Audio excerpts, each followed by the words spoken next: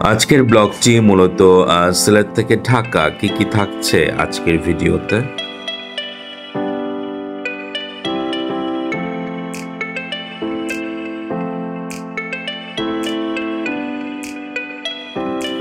জি আসসালামু আলাইকুম, সবাই কেমন আছেন? জুনায়েদ জিলানী ব্লগস থেকে বলছি। সবাইকে আজকের ভিডিও দেখার আমন্ত্রণ। অ্যান্ড আজকে যা দেখছেন সেটা হচ্ছে মূলত সিলেট থেকে আমরা ঢাকায় ব্যাক করছি। তো সিলেটে তো আসলে বেশ কয়েকটি ব্লগ দেখেছেন, কেমন লেগেছে জানি না, হয়তো ভালো।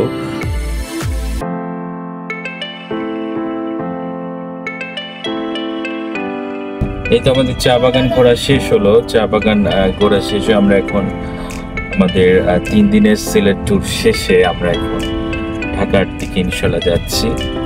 তো সবাই দোয়া করবেন।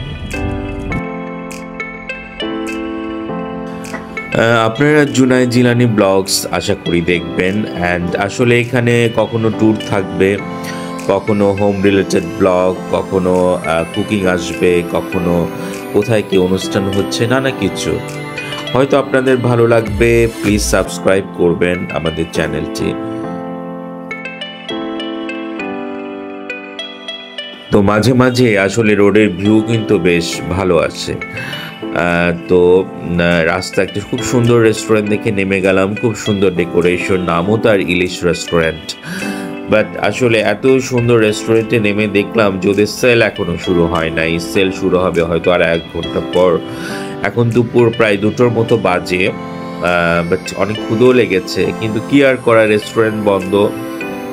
তো আবার আমরা ব্যাক করা শুরু করলাম। গ্রামের এই ভিউগুলো আমরা কিন্তু আসলে প্রায় সবাই মিস করি।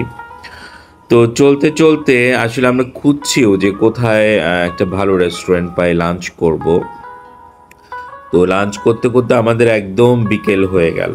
পরে আমরা পানশি হাইওয়ে রেস্টুরেন্টে আসলাম। তো এখানে এসে, এটা মনে হয় হবিগঞ্জের দিকে মেবি। তো আমরা এখানে এসে নিলাম সাদা ভাত, গরুর মাংস, চিংড়ি, তাছাড়াও ছিল আলু ভর্তা, ডাল ভর্তা অ্যান্ড সবজি। আসলে তখন বিকাল প্রায় 4:30টার মতো হবে। আসলে তখন প্রায় অনেক খাবারই শেষ, ডালও আছে। তো এগুলো দিয়েই মজা করে খাচ্ছি। আসলে ক্ষুধা লেগেছে, আর ক্ষুধা লাগলে তো যে কোনো খাবারই অনেক মজা লাগে। কাজের ফাঁকে আপনারাও মাঝে মাঝে পরিবারকে নিয়ে ঘুরবেন, কোথাও লাঞ্চ, ডিনার অথবা সকালের ব্রেকফাস্ট বলেন, বিকেলের স্ন্যাক্স বলেন, সেটা এনজয় করবেন। আসলে ভালো লাগবে, ঘটনাগুলো স্মৃতি হয়ে থাকবে। আসলে ভর্তা ভাজিগুলো খুব জমিয়ে মাখিয়ে খাচ্ছিলাম। তো পানশির এই হাইওয়ে রেস্টুরেন্ট, যেটা হবিগঞ্জে, তো খাবারগুলো আসলে অনেক মজা ছিল, আমাদের কাছেও বেশ ভালো লাগছিল। বিশেষ করে গরুর মাংস বলেন, চিংড়ি বলেন, বা যেটাই নিলাম বেশ ভালো, মজা লাগলো আমাদের সবার কাছেই।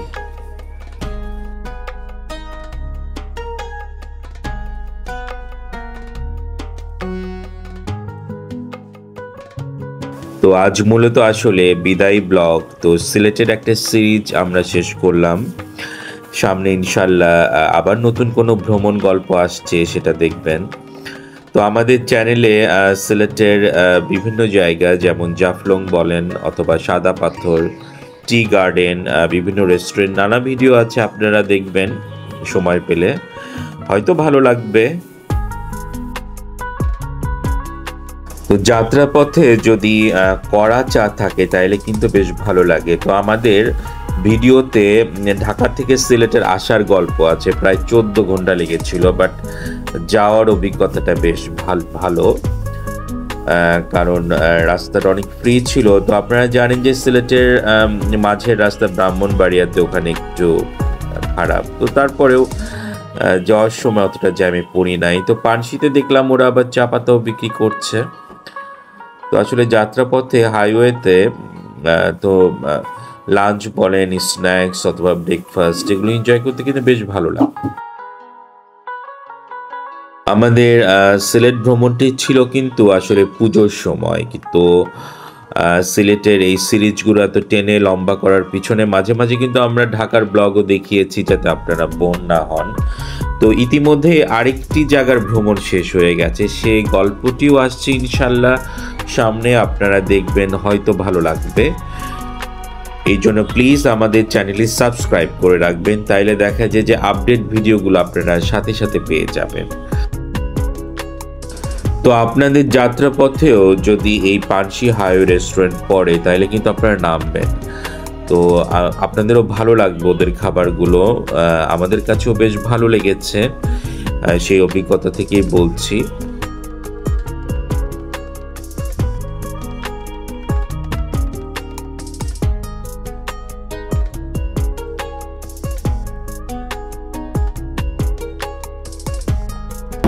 তো আজকে আমাদের সিলেট পর্ব শেষ হলো, তো এখন ঢাকায় ফিরে যাচ্ছি।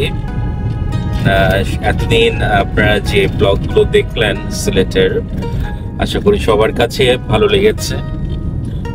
নেক্সট কোনো সিরিজ নিয়ে আবার আসবো। ধন্যবাদ সবাইকে, ভালো থাকবেন। মাদি টাটা দাও, হাতি দাও, টাটা দাও মাদি, বানানা দাও।